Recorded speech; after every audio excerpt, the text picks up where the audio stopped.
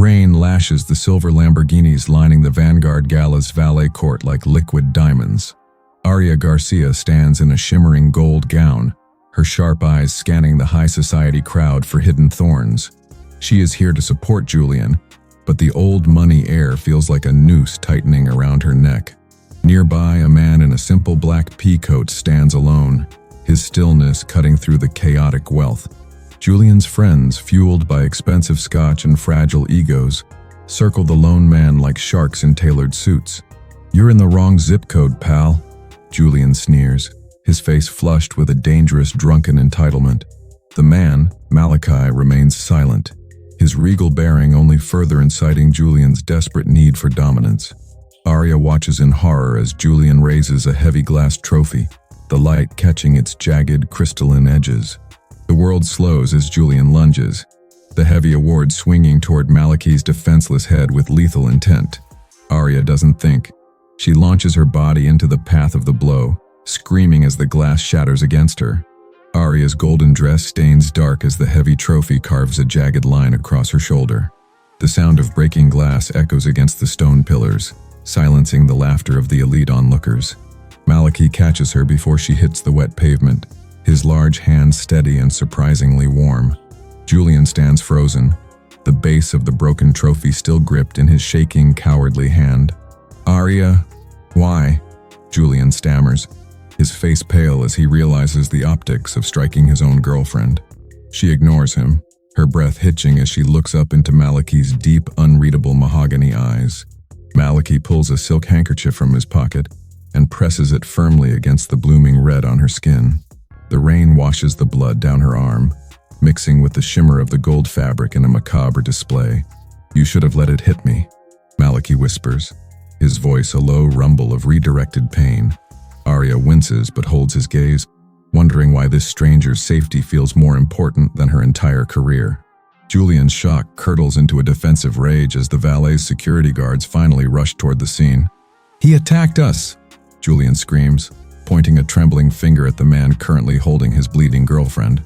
The guards, recognizing the Roberts family crest on Julian's lapel, immediately unholster their batons and surround Malachi. Aria struggles to stand, her vision swimming, but she forces herself to shield Malachi with her own wounded body. "Touch him, and I'll have your licenses, your jobs, and your homes by morning," Aria hisses through gritted teeth. The guards hesitate, recognizing the fire of a woman who has dismantled entire police departments in open court. Julian steps forward, trying to grab Aria's uninjured arm to pull her away from the vagrant.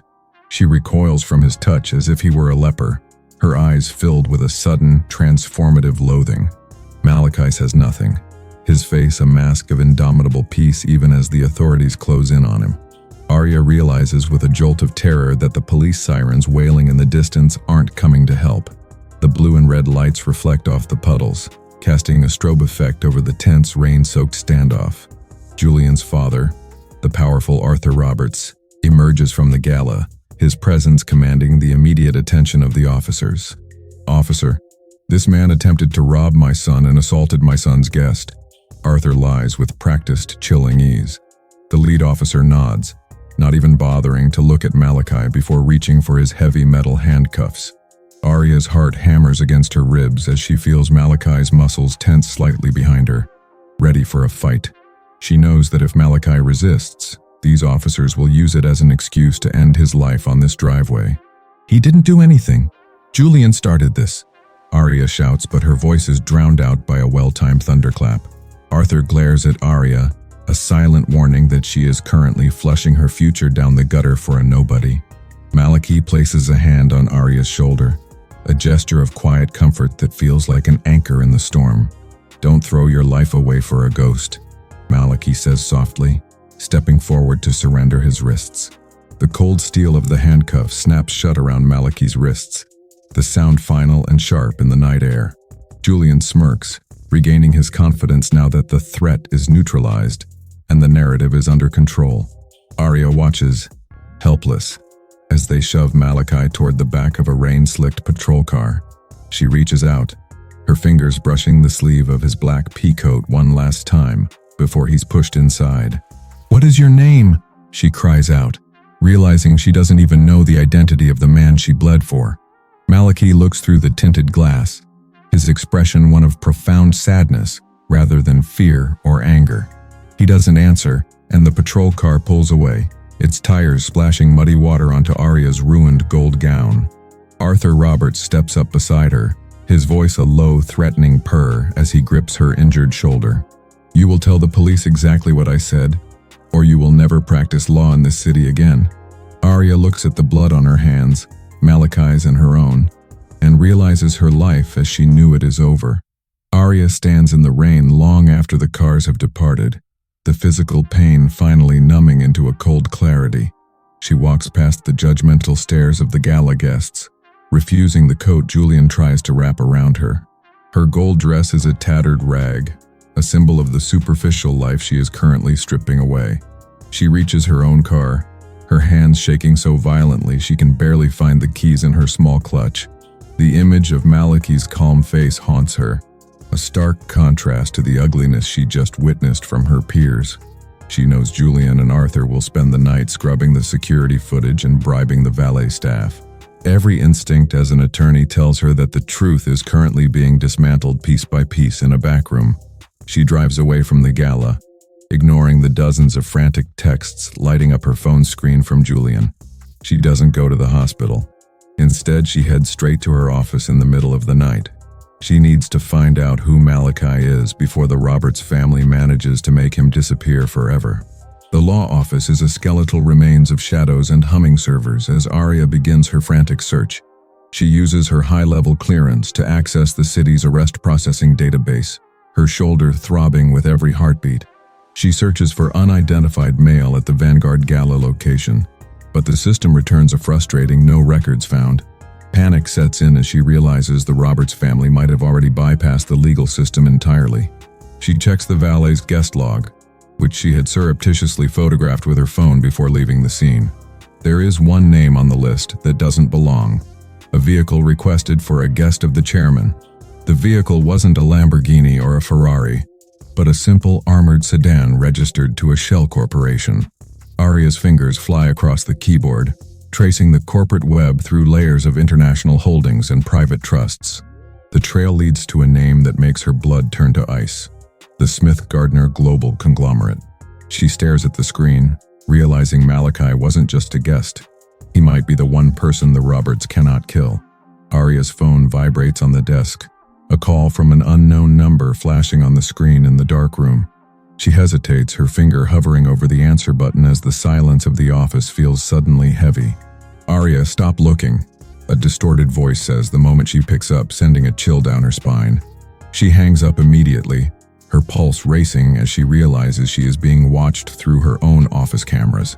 She grabs her laptop and her keys, knowing she can't stay in a place where the Roberts' influence reaches.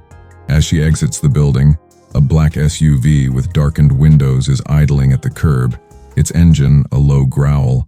She runs to her car, her breath coming in ragged gasps as she peels out of the parking structure. Every headlight in her rearview mirror feels like a predator closing in on its wounded prey. She realizes she has Malachi's silk handkerchief in her pocket, the expensive fabric still damp with his blood. She pulls over in a secluded lot, unfolding the silk to find a small, hidden microchip sewn into the hem. Aria stares at the tiny piece of technology, her legal mind racing through the implications of such a discovery. If Malachi was carrying this, he knew he was walking into a trap, or he was hunting someone himself. She inserts the chip into her laptop, bypasses 3 layers of biometric encryption and gasps at what appears.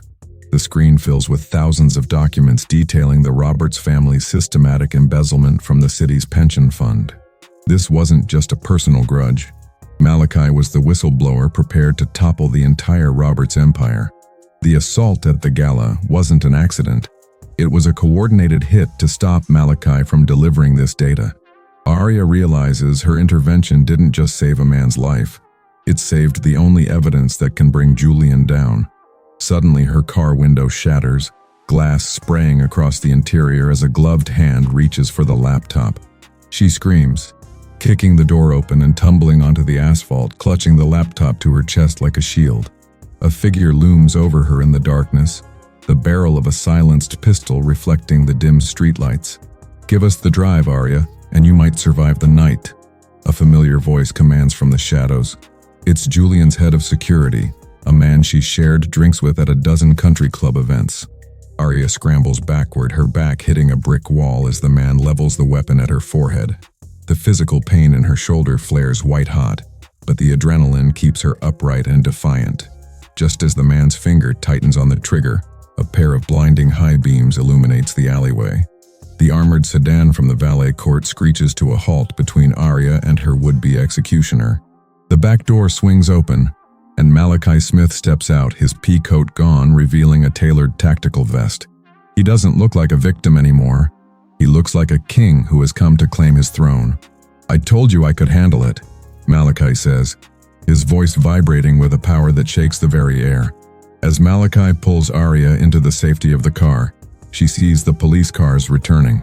But this time, they aren't aiming at him. The armored door thuds shut, sealing Aria and Malachi inside a cabin that smells of expensive leather and ozone. Malachi taps a screen on the armrest, and the partition slides up, cutting off the chaos of the alley. Aria clutches the laptop to her chest, her breath coming in shallow, jagged hitches as the adrenaline begins to fade. "You're bleeding through your bandages," Malachi notes, his voice calm but layered with a new, sharp authority. He reaches for a medical kit beneath the seat, his movements fluid and precise, ignoring the swaying of the car. "Who are you?" Aria demands, shrinking back from his touch even as her vision starts to blur at the edges. "The man you saved," he replies simply, peeling back the ruined fabric of her gold dress to reveal the wound. He applies a fresh chemical cold dressing that makes her hiss in pain, his eyes never leaving her face. "Julian's men won't stop at the alley. You've crossed a line they don't allow people to walk back from," he says. Aria looks at the blood on his hands and realizes she isn't just a lawyer anymore. She's a fugitive. The sedan weaves through the city's industrial district, avoiding the main arteries where the police are likely waiting. Malachi watches the monitors on the dash, which show a grid of thermal signatures and intercepted radio chatter. "They've flagged your car as stolen and issued an Amber Alert for your abduction," Malachi informs her grimly. Arthur Roberts is playing the worried father-in-law to the media while his fixers hunt them in the shadows. Aria feels the weight of her choice sinking in. Her career, her reputation, and her safety are dissolving in real time. "I have the files," she whispers, gesturing to the laptop that contains the Roberts family's financial sins. Malachi's expression hardens, his jaw tightening as he looks at the screen displaying the encrypted pension data. That data is a death warrant for anyone holding it, including the woman who decided to play hero, he says. He reaches out, his hand hovering over hers, offering a silent choice between the life she knew and the truth. Aria places her hand in his, the heat of her feverish skin meeting the cool steadiness of his palm. They arrive at a nondescript warehouse on the edge of the docks, the rusted shutters rising automatically as they approach. Inside, a team of tech specialists in dark tactical gear moves with the efficiency of a private intelligence agency. Malachi helps Aria out of the car, his arm around her waist to steady her as her legs threaten to give way. "Secure the perimeter and get a Tier 1 medic down here now," Malachi commands, his voice echoing in the vast space. The specialists don't ask questions. They simply move, their focus entirely on the man they clearly treat as a commander. Aria is ushered into a glass-walled office that overlooks the floor, the walls lined with monitors tracking global markets. She realizes this isn't just a hideout. It's the nerve center of a shadow war she never knew was being fought. Malachi stands by the window, his silhouette framed by the flickering lights of the shipyard outside. "You should have stayed in the ballroom, Aria Garcia," he says, his back turned to her as the medic enters. "I couldn't watch them break a man just because they felt like it," she retorts, her voice finding its steel again. The medic works in silence, stitching the wound on Aria's shoulder while Malachi watches the news feed on the wall. Julian is on screen, his eyes red-rimmed and performative, pleading for Aria's safe return from her captor. "He's good," Malachi mutters, a ghost of a smile playing on his lips that doesn't reach his eyes. The narrative is set. Malachi is the dangerous criminal, and Aria is the victim of a violent kidnapping. If she walks into a police station now, she'll be protected by the very people Julian pays to keep him safe. The medic finishes and exits, leaving a heavy silence between the attorney and the man who shouldn't exist. "The chip I found," Aria starts. "It shows Julian's father has been stealing for over 20 years. Malachi turns around, his eyes locking onto hers with an intensity that makes the air in the room feel thin. "It shows much more than that, Aria. It shows who gave them the permission to do it," he reveals. Aria realizes the Roberts family isn't the top of the food chain. They are merely the guard dogs. Malachi walks over to the desk and taps a key, projecting a map of the city's elite social hierarchy onto the glass. The Roberts family sits in the middle, but lines of gold and red connect them to every major judge and politician. "I spent 5 years building this case, working from the inside as a consultant they thought they could buy," Malachi says. The man in the peacoat at the gala was a lure, a way to force Arthur Roberts into a visible act of desperation. "You used yourself as bait," Aria realizes, her blood running cold as she understands the scale of his gamble. "I didn't account for a woman in a gold dress jumping in front of a trophy," he admits, his voice softening. His plan required him to be the victim, but her intervention turned a quiet execution into a public scandal. Now, the Roberts family is forced to burn everything to cover their tracks, starting with the two of them. Aria looks at the map and sees her own name listed as a variable, a wild card in a game of high-stakes ruin. "So, what happens now?" she asks, knowing there is no path back to her apartment or her old life. "Now we disappear," Malachi says, opening a drawer and pulling out 2 new passports and a set of encrypted phones. He slides one across the desk to her, the name on the passport reading Elena Cruz, a ghost identity. "If you take this, Aria Garcia officially ceases to exist until we win this fight," he warns her. Aria looks at the documents, her heart racing as she thinks about her family, her firm, and her hard-earned life. But she thinks of Julian's sneer and the way he looked at Malachi as if he were less than human. She picks up the passport, her fingers tracing the embossed seal of a life she never asked for. Suddenly, the warehouse's proximity alarms begin to wail, a rhythmic, soul-crushing sound that vibrates the floor. On the monitors, a fleet of black SUVs is breaching the outer gates, ignoring the private security guards. These aren't Julian's personal goons. They are wearing the tactical gear of the state's elite response team. "They're not here to arrest us," Malachi says, grabbing his weapon from the desk. "They're here to clean the site." Malachi grabs Aria's hand, pulling her toward a hidden elevator shaft at the back of the glass office. "Stay low and don't let go of my hand, no matter what you hear," he commands as the elevator drops. The sound of gunfire erupts above them, the muffled pops of suppressed rifles echoing through the steel shaft. Malachi's team is holding the line, sacrificing their positions to give their leader a few precious seconds of a head start. Aria feels the vibration of an explosion from the floor above, the heat momentarily warming the cold elevator air. "They're killing your people," she gasps, her mind unable to process the level of violence being unleashed. "They're doing their jobs," Malachi replies, his face a mask of cold, tactical focus as the doors slide open. They are in a dark tunnel that smells of salt and old oil, a secret passage leading directly to the harbor. Behind them, the elevator cables hiss as the car is sent back up, likely rigged with a parting gift for the invaders. Aria hears the roar of a boat engine idling in the darkness ahead, her only escape from a city that wants her dead. They reach the end of the tunnel where a high-speed black interceptor boat sits low in the black water. The driver is already at the helm, the twin engines humming with a suppressed power that vibrates through the dock. Malachi practically tosses Aria onto the deck, jumping in after her as the first of the tactical team reaches the tunnel exit.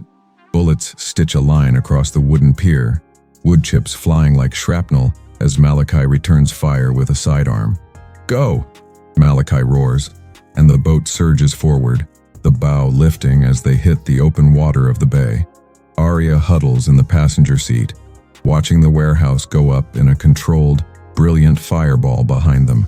The evidence she left on the servers is gone, and the only copy remains on the laptop tucked under her arm. The wind whips her hair across her face, stinging her eyes as she looks back at the shrinking skyline of her home. Every bridge leading out of the city is now a checkpoint, and every boat in the harbor is a target. Malachi stands at the stern, silhouetted by the fire, looking like a god of war surveying a lost kingdom. The boat cuts through the choppy waves of the outer harbor, heading toward the fog bank that hides the open sea. Aria looks at Malachi, who is now reloading his weapon with a rhythmic, chillingly calm clicking sound. "Where are we going?" she asks, her voice barely audible over the roar of the wind and the crashing waves. "To a place where Arthur Roberts' money has no value," he answers, eyes fixed on the horizon. He reaches into his vest and pulls out a small tracking device, crushing it under his boot with a satisfying crunch. He had been tracked to the warehouse, which means someone on his inner circle has already been turned. Aria realizes with a jolt of terror that the old money rot reaches even deeper than Malachi's shadow empire. They aren't just running from Julian. They are running from a network that spans the entire coast. The boat hits a massive swell, drenching them in freezing salt water as the fog swallows them whole. She looks at the laptop in her lap and wonders if the truth is worth the price of never being able to go home. As the boat settles into a steady rhythm in the deep water, Malachi sits across from Aria, his eyes weary. He takes a heavy wool blanket and wraps it around her shivering shoulders, his touch brief but lingering. "You're a point of no return now, Aria," he says, his voice a low vibration beneath the sound of the ocean. "I passed that when I jumped in front of that trophy," she replies, her voice stronger than she expected. He looks at her with the flicker of something that might be admiration, or perhaps just profound regret. Suddenly, the boat's radar begins to beep, a persistent, high-pitched warning that something is approaching fast. It's not a boat. It's a low-flying helicopter, its searchlight cutting through the fog like a vengeful eye. The light sweeps across the water, missing them by inches before swinging back toward their wake. "They found us," Aria whispers, her heart sinking as the shadow of the bird looms over the small vessel. Malachi grabs a flare gun and looks up at the sky, but he isn't aiming at the helicopter. He's aiming at the water. Malachi fires the flare, not at the sky, but directly into a floating fuel canister they had trailed behind. The ocean erupts in a wall of orange fire, creating a thermal curtain that blinds the helicopter's infrared sensors. "Cover your ears," Malachi yells, grabbing Aria and pulling her down into the footwell of the speeding boat. The pilot of the helicopter maneuvers frantically to avoid the rising heat, the searchlight spinning wildly across the waves. Under the cover of the blinding smoke and fire, Malachi's driver kills the boat's lights and pivots hard to the east. The roar of the rotors fades as the chopper circles the inferno, convinced their target has been incinerated in the blast. Aria feels the spray of salt water on her face, the cold air a brutal contrast to the searing heat of the explosion. They drift in total darkness for several minutes, the only sound the gentle lapping of the tide against the hull. "We're clear," the driver calls out, though his voice is tight with the strain of the high-stakes evasion. Aria sits up, her gold dress now a blackened, salt-crusted rag, and realizes the world believes she is dead. The boat docks at a crumbling private stone pier hidden beneath the overhanging cliffs of a remote island. Malachi leads Aria up a winding path carved into the rock, toward a sprawling villa that looks like a fortress. "Welcome to the sanctuary," Malachi says as the heavy iron gates recognize his thumbprint and groan open. The interior is a sanctuary of high-tech luxury, a stark contrast to the brutalist warehouse they left behind. Walls of glass offer a panoramic view of the Atlantic, but the glass is reinforced to withstand a rocket strike. Aria is led to a suite where a fresh wardrobe and medical supplies have already been laid out for her. She looks in the mirror for the first time, seeing a stranger with a blood-stained shoulder and hollow, haunted eyes. She strips off the ruined gold gown, the fabric falling to the floor like the skin of a life she has outgrown. As she steps into a hot shower, she realizes the physical pain is nothing compared to the hunger for justice. She dresses in simple black tactical gear, feeling more like herself than she ever did in Julian's world. Aria finds Malachi in the library, where he is surrounded by holographic projections of the Roberts family's assets. "We have 48 hours before Arthur Roberts finalizes the merger with the Smith-Gardner board," he states. "If the merger goes through, Julian's family will have access to enough capital to erase their crimes forever. But you are the CEO of Smith Gardner, Aria says, confused, as she leans against a mahogany bookshelf. Malachi turns, the blue light of the holograms reflecting in his eyes like a digital storm. The board doesn't know that. They've only ever dealt with my representatives in shell corporations, he explains. He has been the ghost in his own machine, waiting for the perfect moment to reveal his identity and strike. The Roberts family believes they are merging with a faceless conglomerate they can eventually manipulate or buy. They think they're marrying into power, but they're actually walking into an execution chamber, Malachi adds. Aria realizes Malachi's entire life has been a meticulously planned trap, and she is the final witness. I need you to prepare the legal framework to freeze their offshore accounts the moment I reveal myself, Malachi says. He slides a tablet toward her, filled with the complex web of Julian's father's international money laundering. Aria's legal mind begins to hum, the familiar thrill of the hunt replacing the lingering fear in her chest. She spots a flaw in Arthur's strategy, a bridge loan secured by a property that doesn't actually exist. This is bank fraud on a federal level, she whispers, her finger tracing the digital paper trail. It's more than that. It's the leverage we need to turn their own board of directors against them, Malachi notes. They work through the night, the silence of the library broken only by the soft tapping of keys and the crashing surf. There is a strange, unspoken rhythm between them, a shared focus that transcends the chaos of their meeting. Aria finds herself watching the way Malachi's brow furrows when he concentrates, a glimpse of the man behind the mask. She realizes she isn't just fighting for the truth, she is fighting for the man who saw her worth. By dawn, they have constructed a legal guillotine designed to drop at the exact second the merger is signed. Malachi stands by the window, watching the sun rise over the ocean, his silhouette regal and unyielding. Why did you start this? Aria asks, stepping closer to him, her voice soft in the early morning light. Malachi is silent for a moment, his gaze fixed on the horizon as if he can see through time itself. Arthur Roberts destroyed my father's shipping company to build his first skyscraper, he says, his voice low. His father didn't just lose his business. He lost his dignity and eventually his life, leaving Malachi with nothing.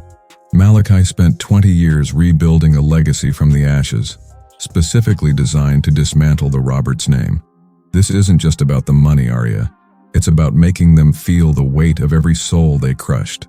Aria sees the deep simmering pain in his eyes and realizes they are both survivors of the same elite cruelty. She reaches out and touches his arm, a gesture of solidarity that says she is no longer just his lawyer.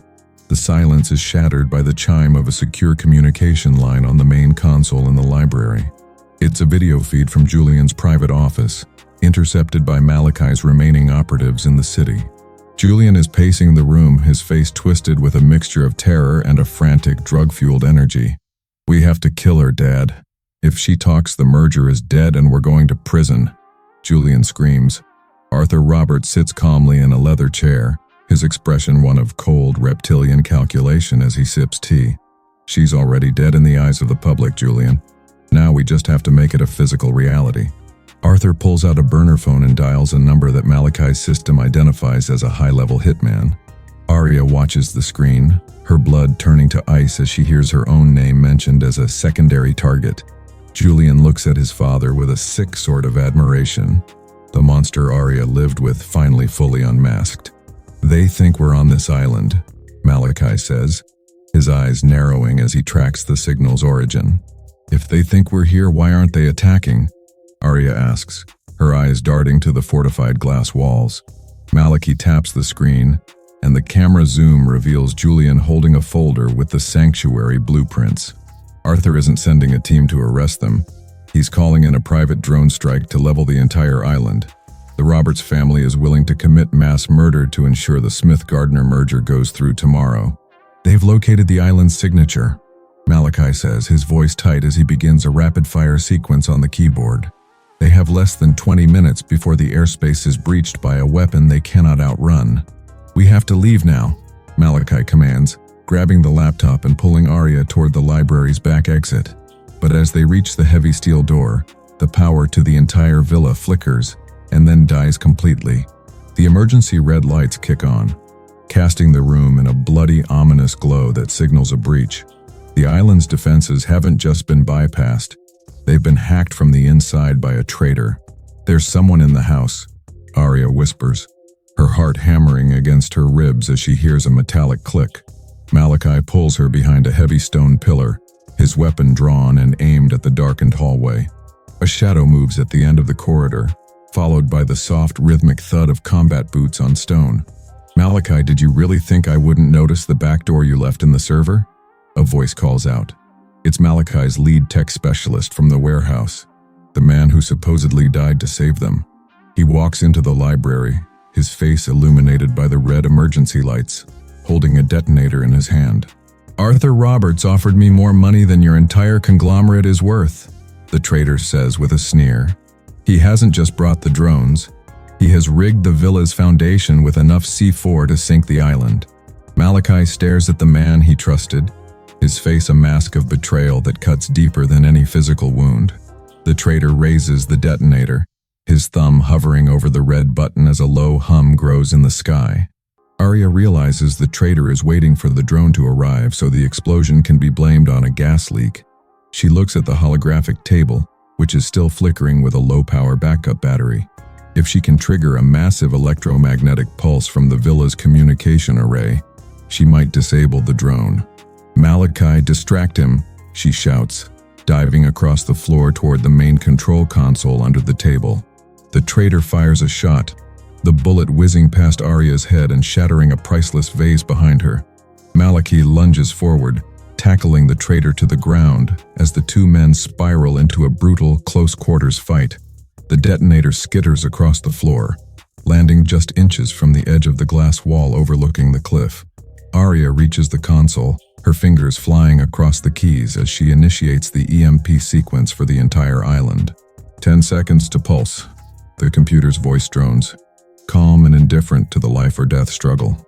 The drone appears in the sky, a dark, lethal shape silhouetted against the rising sun, its missile bays opening. The EMP fires with a deafening crackle of blue electricity that arcs across the ceiling and down the walls.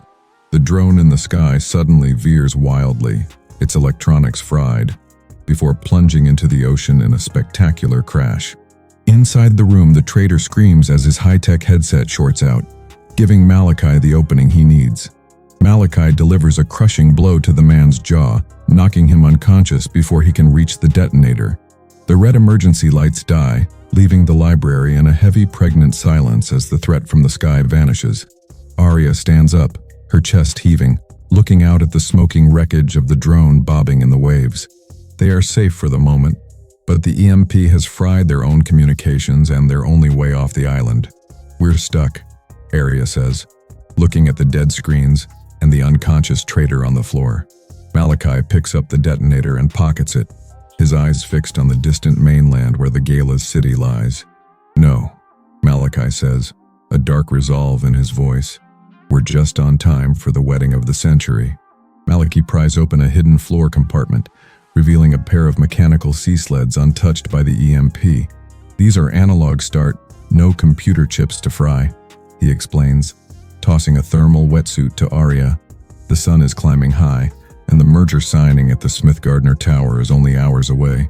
They descend a treacherous cliffside ladder to a sea cave, where the black sleds bob in the swell. Aria zips her suit, the cold salt air stinging the fresh stitches on her shoulder like 1,000 needles. They launch into the surf, the sleds pulling them beneath the waves to avoid any remaining aerial surveillance. The mainland looms in the distance, a skyline of glass and steel that Aria once called her home. She looks at Malachi through her diving mask, seeing only a man driven by a singular burning purpose. They breach the surface in a private marina blocks away from the corporate district, dripping and exhausted. "The world thinks we're ghosts," Malachi whispers. "It's time we start haunting them." They navigate the city's back alleys, moving like shadows through the Sunday morning quiet of the financial district. Aria leads him to a secure secondary office she kept for pro bono cases her firm never knew about. Inside, she finds a backup server and a change of clothes, a sharp charcoal suit that feels like armor.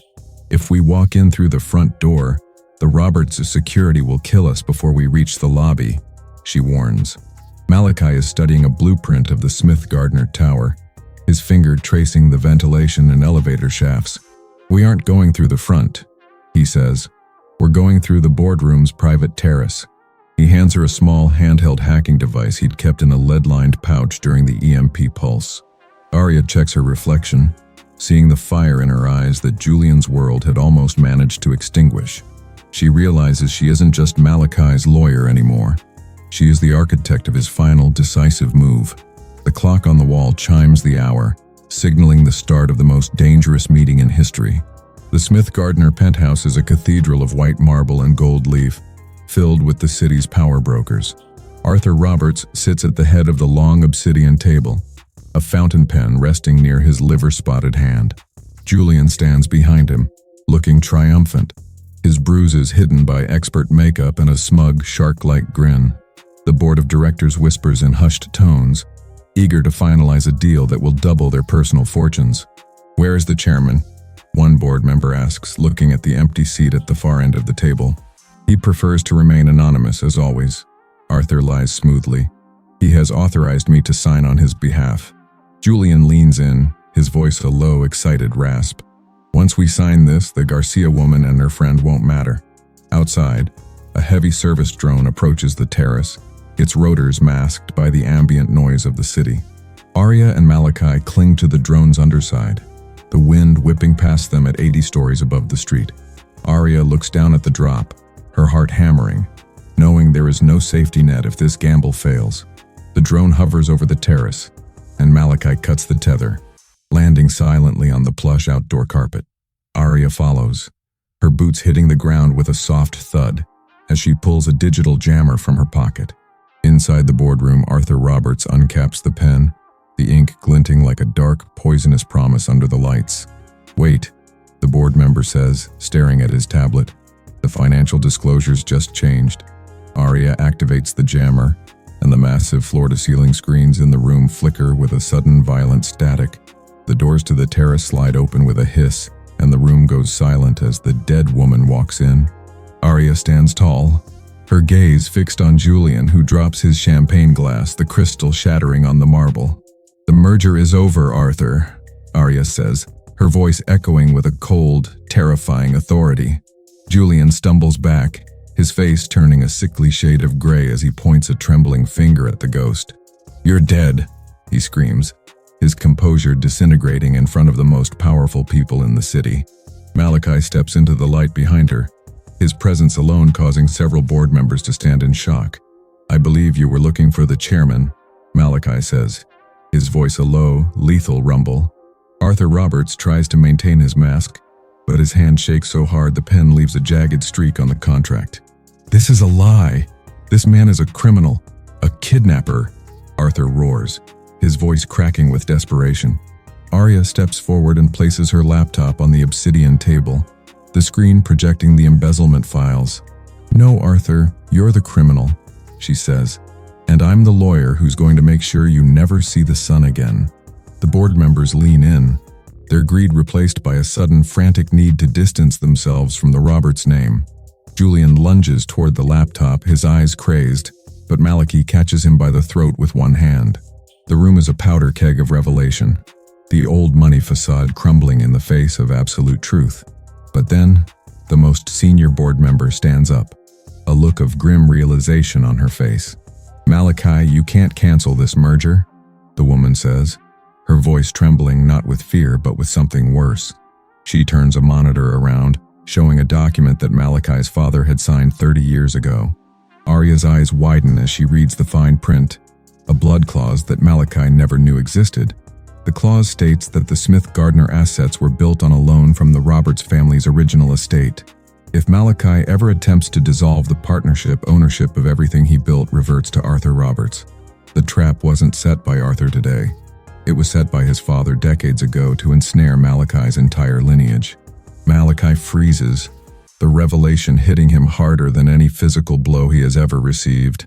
"It's all ours, you bastard," Julian laughs, a high-pitched, manic sound that fills the stunned silence. Aria feels the ground shifting beneath her, Every move they made was actually leading them into this cage. Malachi looks at Aria, his eyes filled with a rare, crushing defeat as he realizes he has lost everything. Wait! Before the final reveal, if you're hooked on this story, make sure to like and subscribe. Also, comment down below which country you're watching from. Now, back to the twist. Arthur Roberts stands up, his confidence returning like a tide of black ink, and straightens his silk tie. Thank you for bringing us the files, Aria. Now we can delete the only copies and bury you both. He sneers. He signals to the security guards who move to surround the pair, their hands resting on their sidearms. Malachi drops his head, his shoulders slumped, the weight of his father's blood claws crushing his spirit. Aria looks at the document on the screen, her legal mind frantically searching for a loophole in the ancient text. She sees the signature at the bottom, a name she recognizes from a hidden folder on Malachi's microchip. The man who signed the loan wasn't Malachi's father. It was a man named Silas Smith. Malachi, Aria whispers, grabbing his arm. Who is Silas Smith to you? Malachi looks up, his brow furrowed in confusion. I don't know. My father's name was David. The room goes still as the board member realizes she has just revealed a secret that was never meant to be told.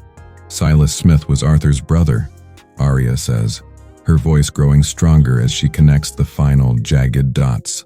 The blood clause isn't a debt Malachi owes to the Roberts. It's a debt the Roberts owe to him. Malachi isn't a rival to the Roberts empire. He is the rightful biological heir to the entire Roberts fortune. Arthur Roberts isn't the patriarch.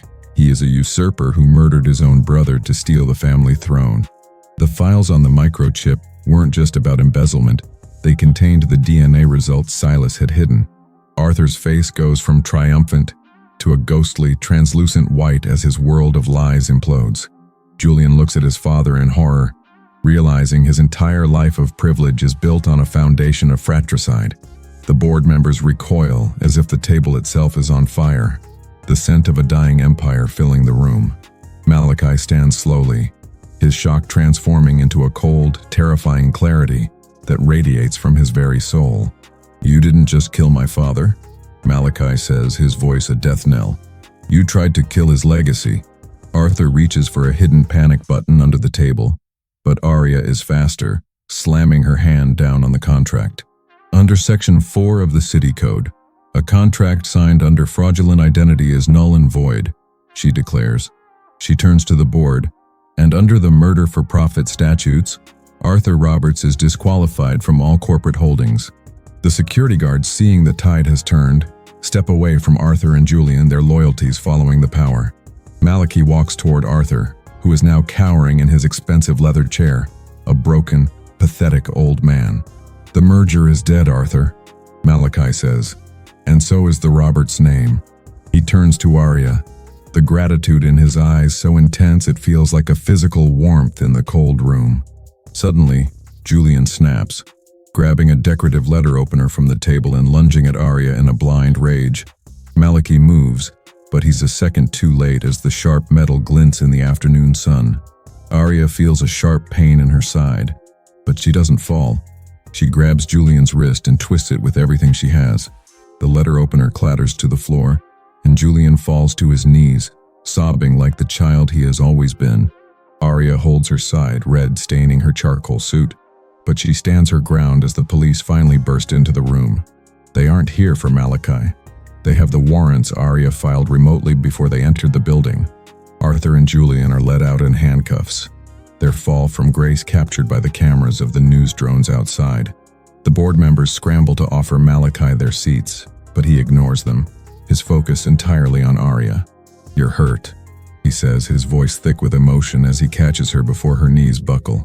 I told you, she whispers, a weak smile on her face. Not on my watch. He carries her out of the boardroom, past the wreckage of the empire they just toppled together. But as they reach the elevator, Malachi's phone pings with a message from an unknown sender. The father is gone, but the brotherhood remains. The message reads, accompanied by a photo of Malachi's island on fire. The elevator descends in a heavy silence, the digital floor indicator ticking down like a countdown to a new war. Malachi stares at the photo of his burning island.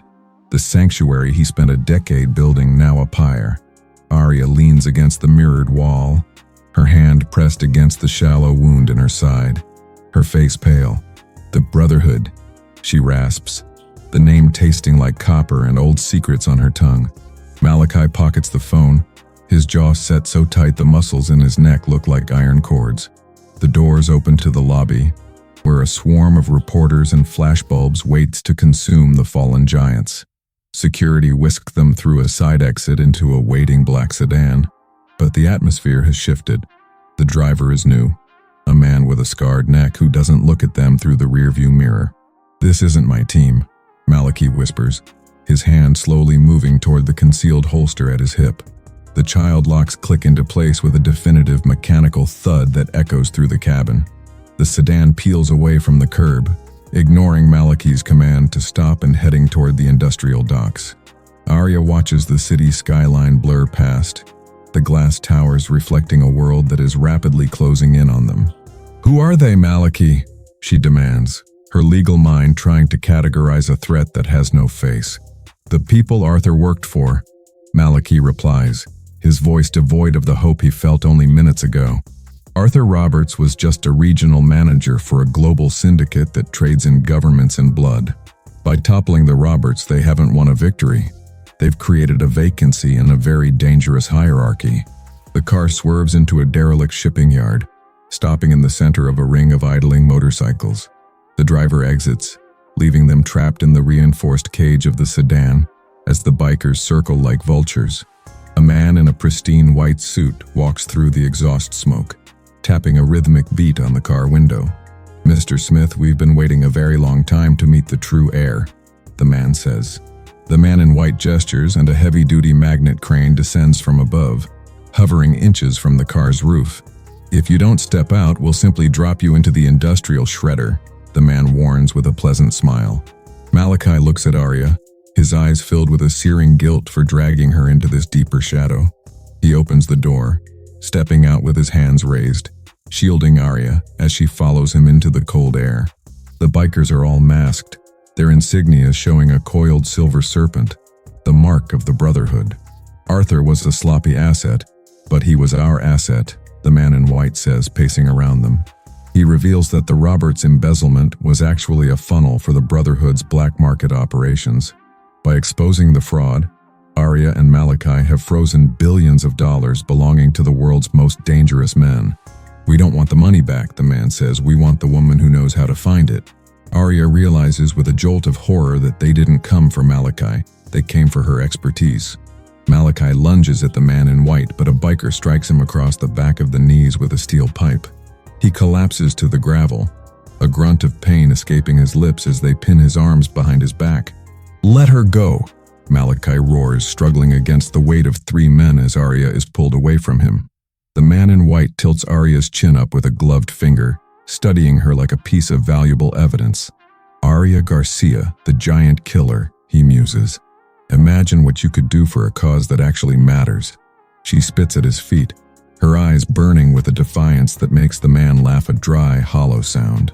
He signals to his men, and they begin to douse Malachi's sedan in high-octane gasoline, the smell overpowering. "The world needs to believe the 2 of you died in a tragic accident following your victory," the man explains. They shove Aria toward a waiting van, her screams for Malachi muffled by a heavy chemical-soaked cloth. As her vision fades into blackness, she sees a lighter flick to life, the flame reflected in Malachi's wide, desperate eyes. Aria wakes up in a room that feels like a tomb, windowless, cold, and smelling of damp concrete and ancient dust. Her hands are cuffed to a metal chair, and her side aches with a dull, throbbing heat that suggests infection. A single light bulb flickers overhead, casting long, distorted shadows that dance across the peeling gray paint. She remembers the flame and the sound of the car exploding, a roar that still echoes in her inner ear. "Malachi?" she whispers into the darkness, but the only response is the rhythmic drip of water from a distant pipe. The door creaks open, and a woman in a sharp military uniform enters, carrying a briefcase and a digital tablet. She doesn't look like a criminal. She looks like a high-ranking government official, which is far more terrifying. "Mr. Smith is currently being processed," the woman says. Her voice is cold and sterile as a surgical blade. She opens the briefcase to reveal a series of documents that would effectively sign over Aria's life to the syndicate. "Sign these, and we will ensure Malachi Smith survives the night," the woman offers with a chilling lack of emotion. Aria looks at the documents, recognizing the legal language as a lifer's waiver, a total surrender of her civil rights. If she signs, she becomes a ghost lawyer for the Brotherhood, laundering their crimes through the very laws she swore to protect. "And if I don't?" Aria asks, her voice cracking as she stares at the woman's unblinking, predatory eyes. The woman taps the tablet, showing a live video feed of Malachi strapped to a chair in a flooded basement. The water level is rising slowly, currently at his waist, while a live electrical wire dangles inches from the surface. He is a strong man, but even the strongest heart stops when the current hits the water, the woman says. Aria watches Malachi struggle, his face bruised and bloody, his eyes searching the camera as if he can see her. He shakes his head. No. A silent plea for her not to give them the keys to her soul, just to save his skin. The water rises to his chest, the surface rippling as the live wire sways dangerously in the humid air. Aria feels the pen in her hand, the weight of it feeling like a mountain as she looks at Malachi's fading strength. "I'll sign," Aria whispers, her heart breaking as she watches the wire dip closer to the rising, dark water. The woman smiles, a thin, triumphant line on her face, and slides the final page toward Aria's trembling fingers. Aria signs her name, each letter feeling like a nail in the coffin of her integrity and her future. The woman takes the tablet and presses a button, supposedly stopping the water and the certain death of the man she loves. "Good choice, counselor," the woman says. "You're going to be very useful for the upcoming transitions." But as the woman turns to leave, the video feed doesn't stop. It shows the wire falling into the water anyway. Aria screams as the screen fills with a blinding blue flash and Malachi's body convulses in the electrified depths. "You lied," Aria shrieks, throwing herself against the cuffs until the metal cuts deep into her wrists. The woman doesn't even look back, the heavy steel door slamming shut with a finality that rings through the empty room.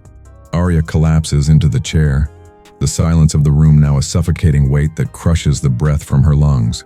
She has signed away her life, and in return she has watched the only person who saw the real her be murdered. The downward spiral has reached the bottom, a pit of grief and betrayal where the law no longer has any power. She looks at her signature on the carbon copy left on the table, the ink still wet, a permanent mark of her defeat. Hours pass in a blur of tears and a mounting cold rage that begins to burn through the fog of her despair. She notices a small detail on the tablet left behind, a timestamp that doesn't match the current time in the room. The video wasn't live, it was a pre-recorded loop designed to break her will and force her signature. If the video was fake, there is a slim, desperate chance that Malachi is still breathing somewhere in this hellhole. She starts to examine the chair, finding a loose bolt where the metal has been weakened by years of coastal salt air. Aria begins to rock the chair with a rhythmic, agonizing force, using her own weight to shear the rusted bolt. Every movement sends a spike of pain through her injured side, but she welcomes it, using it to fuel her focus. The metal groans, a high-pitched protest that sounds like a scream in the quiet, desolate basement. With a final, desperate heave, the bolt snaps, and Aria falls to the floor, the chair arm breaking free from the frame. She is still cuffed, but she is no longer anchored, allowing her to crawl toward the heavy wooden door. She uses the jagged edge of the broken metal to pick at the lock, a skill she learned from a client 3 years ago. The tumblers click, the sound like music to her ears as the door swings open an inch into a dimly lit hallway. She sees a guard at the far end, his back to her as he smokes a cigarette, oblivious to the ghost behind him. She realizes she has one shot to find Malachi before they realize the giant killer is back on the hunt. She grips the sharp metal shard, her eyes narrowing as she steps out into the lion's den. Aria stalks the hallway like a shadow, her bare feet making no sound on the cold, damp concrete floors. She reaches the guard, and before he can turn, she drives the metal shard into the soft tissue of his shoulder. He gasps, but she covers his mouth, dragging him into the darkness of her cell and stripping him of his keycard. She finds the control room, her fingers flying across the keypad as she searches for the basement's plumbing schematics. She finds the room from the video. It's not a basement, it's a decommissioned cooling tank 3 floors below her. The monitors flicker to life, and she sees Malachi, still alive, but barely conscious, slumped in the rising water. The Brotherhood didn't kill him yet. They're keeping him as an insurance policy in case Aria proves difficult to manage. "Hold on, Malachi," she whispers, her voice a promise that echoes through the empty, high-tech command center. She initiates a manual override of the tank's drainage system, but the screen flashes a red warning. Security authorization required. To save him, she has to trigger a total facility lockdown that will alert every Brotherhood soldier in the building. Aria slams her fist onto the lockdown override, and sirens begin to howl through the concrete depths. Steel shutters slam shut across the facility, trapping the Brotherhood soldiers in their own high-tech maze. She sprints toward the cooling tanks, her breath coming in ragged gasps as the building shutters. The drainage valves groan open, and the dark, lethal water begins to recede from Malachi's chest. Aria reaches the tank's reinforced glass, seeing him slump forward, gasping for the freezing air. She uses a heavy fire extinguisher to shatter the control panel, the glass spiderwebbing before exploding outward. Malachi spills out with the last of the water, shivering and blue-lipped, but his eyes find hers. "I knew. You wouldn't sign it," he wheezes, his voice a ghost of its former strength. "I did sign it," she whispers, helping him stand. "But I'm a lawyer, Malachi. I'll find the loophole." The sound of boots on the stairs signals that their window of hope is closing fast. They stumble into a maintenance tunnel, the air thick with the smell of rust and stagnant oil. Malachi leans heavily on Aria, his strength returning in fits and starts as the adrenaline kicks in. "The waiver you signed, it's tied to their main server," Malachi says, coughing up gray water. "If she can reach the server room, she can delete the digital signature and the evidence against them." "We're not leaving without our lives back," Aria declares, her eyes scanning for a tactical advantage. She finds a service elevator, but it requires a biometric scan from a high-ranking Brotherhood officer. Suddenly, a side door bursts open, and the woman in the military uniform steps out, pistol raised. "You're a persistent little insect, Aria," the woman sneers, her finger tightening on the trigger. Malachi throws a heavy wrench with a desperate strength, clipping the woman's wrist and spoiling her aim. The bullet whizzes past Aria's ear as she tackles the woman, the two of them crashing into the elevator. The elevator car is a blur of flailing limbs and the sharp scent of ozone from the control panel. Aria uses the woman's own momentum to slam her head against the brass railing, knocking her senseless. Malachi drags the woman's limp hand to the biometric scanner, and the elevator begins its rapid ascent. "We're going to the penthouse," Malachi says, checking the woman's holster and finding a suppressed sidearm. They reach the top floor, a glass-walled sanctuary that overlooks the city they almost died to save. The main server glows in the center of the room, a pillar of pulsing blue light holding their fates. Aria hooks her stolen keycard into the terminal, her fingers flying as she searches for the lifer's waiver. "There it is," she whispers, seeing her own name blinking in the Brotherhood's digital ledger of souls. She initiates the delete command, but a red prompt appears. "Encryption, key required from external source." They've mirrored the data to a secondary location. Aria gasps, her heart sinking as the progress bar freezes. Malachi looks out the window, seeing a fleet of police cars and news vans surrounding the building. "They aren't here for us," Malachi realizes. "They're here for the Brotherhood's public-facing assets." The news of Arthur Roberts' arrest has triggered a domino effect, and the syndicate is purging its records. If that bar doesn't hit 100%, the waiver becomes a permanent legal record, Aria says. Suddenly, the woman on the floor stirs, her eyes fluttering open as she sees the data transfer. "You'll never finish it," the woman laughs bloodily. The external source is a satellite already in orbit. Malachi looks at the sky, his mind racing through the tactical possibilities of a battle they can't see. Aria notices a secondary port on the server, an old-fashioned analog override for emergency maintenance. "Malachi, if we can't stop the signal, We have to overload the local server, Aria explains. She grabs a high-voltage power cable from the wall, the sparks dancing in her eyes like stars. If you do that, this whole floor will go up, Malachi warns, grabbing her hand to stop her. It's the only way to ensure the digital footprint is erased forever, she says, her voice steady. They look at each other. The chaos of the night finally distilled into one final, desperate decision. Malachi takes the cable from her, his face a mask of selfless, protective love that makes her breath catch. I'll do it. You get to the roof, he commands, but she refuses to move, her hand overlapping his. Together, they thrust the live cable into the server's maintenance port, a blinding flash of white light erupting. The blue pillar of data turns a violent, jagged red before shattering into a million digital shards. The monitors go dark, and the smell of burning silicon fills the room as the Brotherhood's leverage vanishes.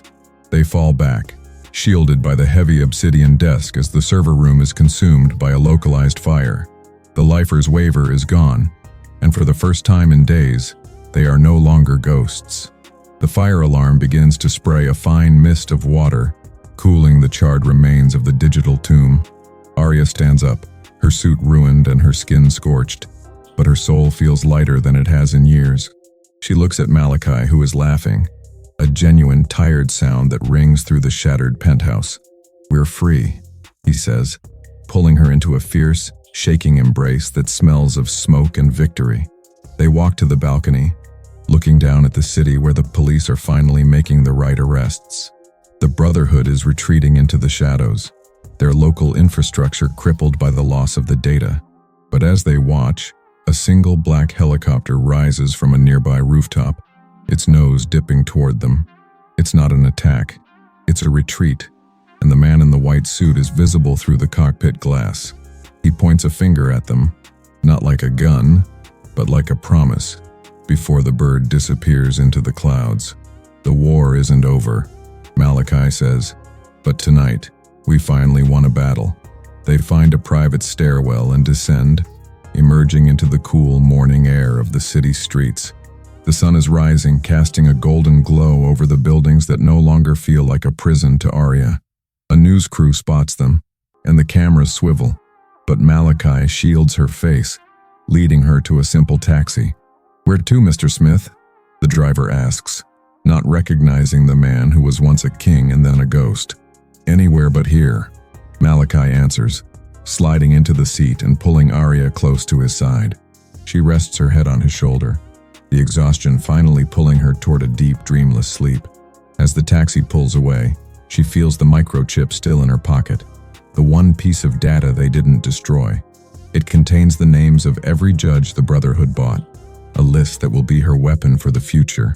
She closes her eyes, knowing that while the guardian angel is tired, she is far from finished.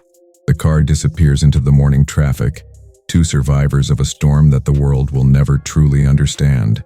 A year passes, and the name Garcia and Smith is carved in simple, elegant stone on a new office in the city. Aria stands in the courtroom, wearing a gold pin on her lapel, a tiny shield made of the same trophy glass. She is no longer the trophy girlfriend of a monster. She is the lead counsel for the city's largest civil rights firm. Malachi sits in the front row, his presence a silent, powerful anchor that allows her to soar. They have spent the year dismantling the remnants of the Roberts influence, one case at a time. The Brotherhood has stayed in the shadows, waiting, but Aria and Malachi are no longer easy prey.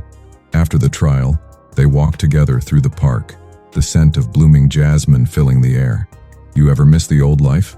Malachi asks, his hand intertwined with hers as they stop by a fountain. "I never had a life until I met you in that rain," she replies, leaning in for a kiss that tastes of peace. But in the distance, a man in a white suit watches them through a pair of binoculars, his phone vibrating. The man in white answers the call, his voice a low, respectful whisper to an unseen master. "They're happy," he says, which means they're vulnerable again. He watches them walk away, two figures silhouetted against the setting sun, oblivious to the new storm. "Should we proceed?" the man asks, a cold smile touching his lips as he adjusts his silk tie. The voice on the other end is distorted, but the command is clear. Let them think they've won for one more day. Aria laughs at something Malachi says, her head tilting back as she catches the fading light of the afternoon. She feels a brief, cold shiver down her spine, a ghost of the night at the gala, and pulls her coat tighter. Someone walking over your grave? Malachi jokes, sensing her sudden momentary tension.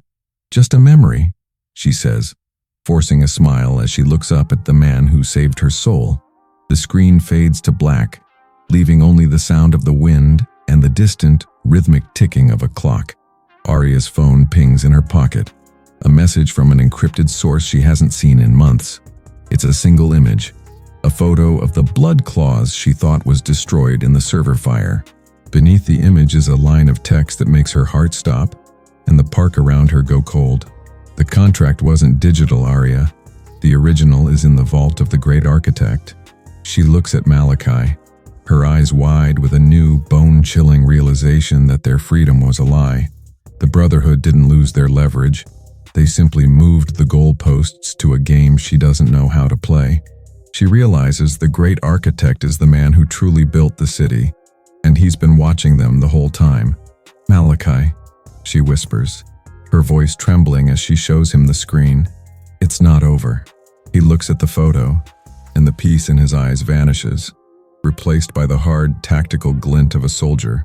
The camera zooms out, showing the city skyline as a series of lights begin to blink in a coded, terrifying sequence. The great architect is revealed as Silas Smith, Malachi's father, who faked his death to lead the Brotherhood. Aria and Malachi are lured to a cathedral made of glass and bone atop the city's highest peak. Silas stands at the altar, holding the original blood clause and a vial of Aria's DNA.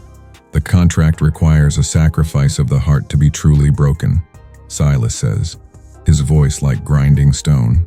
He offers Malachi a choice: take his place as the head of the Brotherhood or watch Aria die. Aria is suspended in a glass cage over the cathedral's central abyss, her eyes fixed on Malachi. Malachi walks toward his father, the suppressed sidearm heavy in his hand, his face a mask of cold fury. "I'm not the man you built, Silas," Malachi says, his voice echoing through the hollow sacred space. He fires, but not at Silas. He shoots the glass suspension cables, sending Aria's cage into a controlled slide. Aria shatters the glass from the inside with her gold pin, landing on the altar as the abyss groans below. Silas laughs, a dry, hollow sound, as a dozen Brotherhood assassins step from the shadows of the nave. Aria grabs the blood claws from the altar, her fingers tearing at the ancient cursed parchment. "You can't burn the truth, Aria," Silas roars, lunging for her with a jagged ceremonial blade. Malachi intercepts him, the father and son locked in a brutal struggle for the legacy of their bloodline. Aria finds the loophole she's been hunting. The contract is void if the architect is proven to be alive. She uses her phone to broadcast Silas's face to every news outlet in the city, unmasking the ghost. The assassins hesitate as their leader's anonymity, the Brotherhood's greatest weapon, is vaporized in a digital instant. Silas screams in rage, realizing his empire of shadows cannot survive the light of public scrutiny.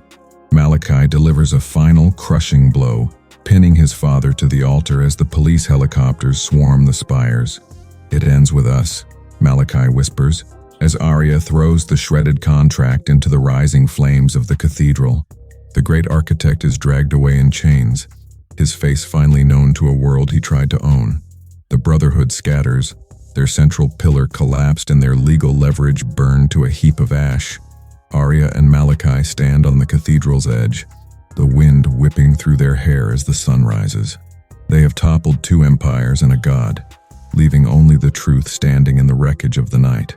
Malachi looks at Aria, the gold pin on her lapel reflecting the first light of a truly free day. "We're finally just Aria and Malachi," he says, his voice thick with a peace he's never known. She leans into him, the weight of the war finally lifting from her tired, aching shoulders. But as the smoke clears, she sees a figure in a white suit watching from a distant rooftop. He raises a glass in a silent toast, before turning and disappearing into the morning mist. Aria smiles. She knows he's there, and for the first time she isn't afraid of the shadow. The legal district of the city hums with a new quiet energy as the morning fog lifts. Aria Garcia sits at her new mahogany desk, the sun warming the gold shield pin she now wears daily. On the monitor, the news ticker scrolls. Silas Smith denied bail. Robert's family assets seized for public restitution. The old money towers still stand, but their shadows no longer feel like they are hiding monsters. Malachi enters, carrying 2 cups of coffee and a file that isn't bound in black leather or secrecy. The first pro bono case for the new foundation just arrived, he says, a genuine smile softening his eyes. He leans over to kiss her forehead, the smell of rain and expensive silk finally replaced by home. They have traded their tactical vests for a shared mission to rebuild the lives the syndicate destroyed. For the first time in their lives, the silence of the room isn't a warning. It is a sanctuary. Aria looks at the city she saved and realizes that the greatest power isn't status, but being known. If you've enjoyed this journey of justice and romance, make sure to like and subscribe. Comment the word legacy below if you think Aria and Malachi finally earned their peace. The evening settles over the harbor, the water reflecting the neon glow of a city in transition. Aria and Malachi walk the pier where they once fled for their lives, now hand in hand and unburdened. I checked the final audits, Aria says. The Brotherhood's local accounts have been completely drained by the state. Malachi stops, looking out at the spot where the fuel flare once turned the ocean into a wall of fire. We did it, Aria, he whispers, pulling her into a slow dance as a street musician plays in the distance. They are no longer the guardian and the heir. They are simply 2 people who chose to stand in the gap. The physical scar on Aria's shoulder has faded to a thin silver line, a badge of courage she wears with pride. As the moon rises, Malachi pulls a small velvet box from his pocket, the diamond inside catching the light. I want to build something that isn't a fortress, he says, his voice thick with a future he can finally see. Aria says yes before he can even finish the question, her heart finally anchored in a love without limits. The scene shifts to a high-tech penthouse in a city thousands of miles across the dark Atlantic. The man in the white suit sits at a chrome table sipping a drink as a new screen flickers to life. On the display, the data from the blood clause begins to reconstruct itself, line by digital line. The great architect was a sentimental fool to use paper. The man muses to the empty cold room. He opens a drawer, revealing a stack of identical gold shield pins, but these are etched with a coiled serpent. A voice crackles over a secure line sounding younger, sharper, and far more ambitious than Silas Smith. The assets are relocated, and the secondary board is in place. The voice reports from the shadows. The man in white smiles, his eyes fixed on a photo of Aria and Malachi's engagement announcement. Let them have their honeymoon, he says, his thumb tracing the serpent on his lapel with chilling intent.